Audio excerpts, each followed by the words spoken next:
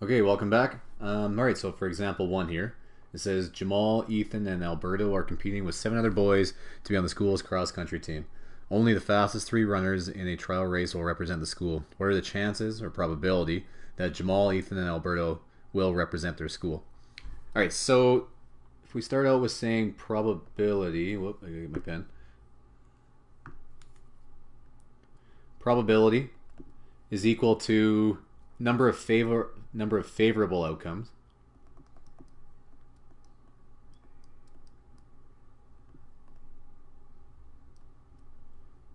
over number of total. Okay, so in this case, if you think about it, we don't really care about the order that they come in, right? Like whether it's Jamal, Ethan, or Alberta, Ethan, Jamal, or whatever order it's in. So we could say for number of favorable outcomes to put on top, that would just be of the 3 students, we're going to choose 3. And we don't care about the order, so it's going to be a C.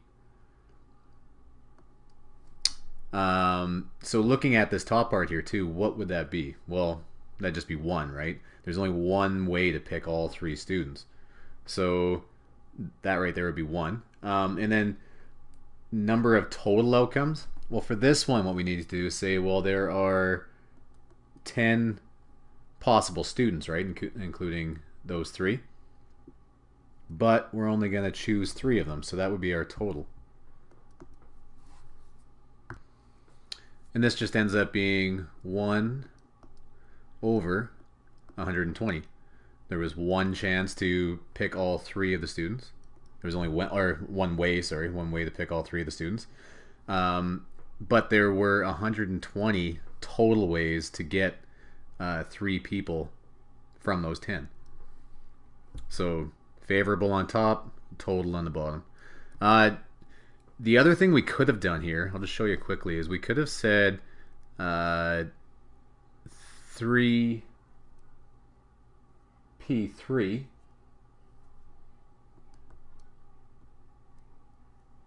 So 3P3 over 10P3. And this is saying that we do care about the order, right? But what ends up happening is that if we care about the order on the top and on the bottom, it doesn't actually matter if we use C or P for these ones to find probability. They end up canceling each other out. You can see that this first one here was 1 over 20. If we went this method, that would end up being 6, because that's just 3 factorial, right? Over 720. And that is also equal to 1 over 120. You might also want to write your chances as a percentage. So if you actually just went 1 divided by 120, that's equal to 0.83% chance of all 3 of them getting in the top 3. All right, moving on to the next one. Suppose Zachary is trying out for the team. So now there are 11 runners in total, right? What is the probability that 3 of these 4 boys will represent their school? So it's going to be the same thing, right? Again, we just want favorable over total. So in this case, though, favorable would just be, well, there's 4 boys to choose from now. C, because we don't care about the order. And we're choosing 3 of them. Over, the total is going to be similar to the last one, but now there's 11 boys to choose from, or 11 people. Oh, Microsoft Word has stopped working. Okay, sorry about that. Word just crashed on me. Okay, so on the bottom, though, for the total, there's going to be, get my pen. There's 11 boys to choose from now, or people to choose from. Don't care about the order, so it's C, and there's only 3 to choose from. So this just ends up being, what does it end up being? 4 on the top over 165 different ways to choose 3 out of 11. And if you find the decimal for that, that is equal to 0.0 to 4. So as a percentage, that's just 2.4%.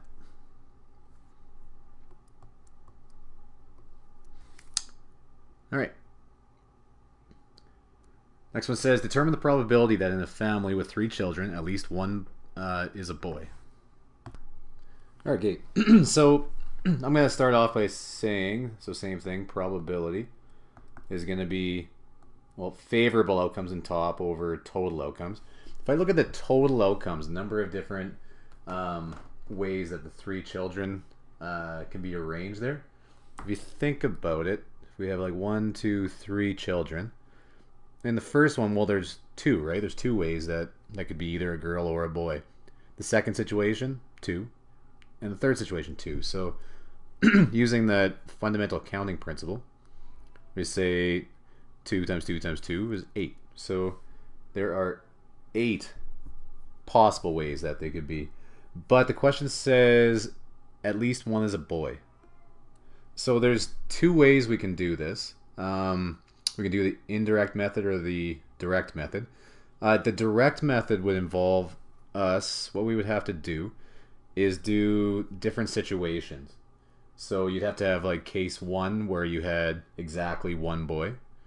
Do case 2 when you had exactly 2 boys, and case 3 when you had exactly 3 boys. So what that would mean is you'd say, okay, so in case 1,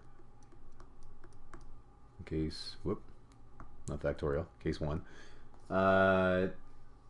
you could have, well, the first one could be a boy, then a girl, then a girl. Or you could have girl, boy, girl. Or you could have girl, girl, boy. So there's 3 different possibilities for case 1. Case 2, there could be girl, boy, boy. There could be boy, girl, boy. There could be boy, boy, girl. So again, it looks like there are 3 different ways, right? For exactly 2. And then case 3 would be they're all boys. So then there's only one way that can happen, right? Is that they're all boys. There's only one there. So it'd be 3 ways that could happen. 3 ways. There could be 2 boys, and only 1 way there could be 3 boys. So that covers our at least part there. Okay, so in the end, it looks like we've just got 3 times 3 times 1. So scratch that. We need to add all of these. So it's going to be 3 plus 3 plus 1. So 7. So the probability that at least one is a boy at home is going to be 7 out of 8. Or 87.5%. Okay, I just want to quickly show you the other way you could have done this too, because it might be a little bit quicker and easier for some people. Okay, so the other way we can do this is, again, it'll be 8 because that's the total possible. But using the indirect method, what we can do is figure out, well, if it says at least one boy, the only other alternative would be all girls. So if we figured out what the probability to have all girls would be, we just have to take the opposite of that. So let's find what the probability would be for all girls. So it says, so all girls, well, there's only one way that could happen. All 3 would have to be a girl, right? There's only one way that can happen. So the probability that they're all girls would be 1 out of 8. So really what you have left there is just 7 out of 8. The rest of it has to be at least one boy. So the indirect method in this case was a lot quicker, but I'll let you guys decide which one you want to use. So the Scrabble tiles for Saskatchewan are placed in a cloth bag and drawn one at a time. What is the probability you'll draw the name Saskatchewan in that order?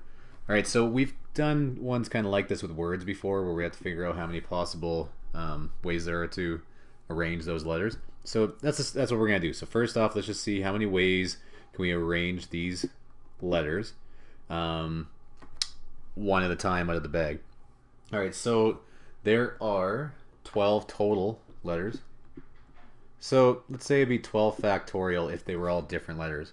But we've got some repeats, so we kind of need to cancel those out or get rid of those. And the repeats are, we've got two S's, so I'm going to divide by 2 factorial.